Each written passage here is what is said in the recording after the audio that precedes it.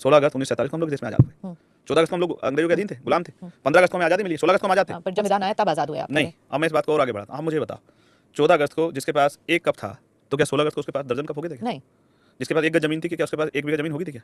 जिसके पास नौकरी नहीं थी, उसको 16 अगस्त को नौकरी मिल गई थी। जिसके पास घर नहीं था, घर मिल गया था। तो इस देश में इस आज़ादी से पहले जो व्यवस्था थी, उसके आधार पर कितने लोग थे जो इस पूरे सिस्टम से बाहर थे? महिलाएं भी उनमें थी। तो सवाल ये है कि आज़ादी के बाद जब संविधान तभी तो अवसर आए, तो जिन वर्गों का प्रतिनिधित्व नहीं है, जिनको मौका नहीं मिला है, तो वो कहाँ, वो उनको उनकी तरक्की कैसे होगी? जिन पे रोजगार नहीं था, जिन पे बिजनेस नहीं था, जिन पे उद्योग नहीं थे, जिन पे जमीन नहीं थी, जिन पे दुकानें नहीं थी, वो कैसे आगे बढ़ेंगे? तो आपने 2% सरकारी नौकरी में रिजर्वेशन दिया, उसके बाद बाकी ये इतना बड़ा समुदाय जिसकी आबादी 80 करोड़ से ज़्यादा, 100 करोड़ करीब है, ये बाकी लोग कहाँ जाएंगे? ये मेहनत मजदूरी करके अपनी जिंदगी जी।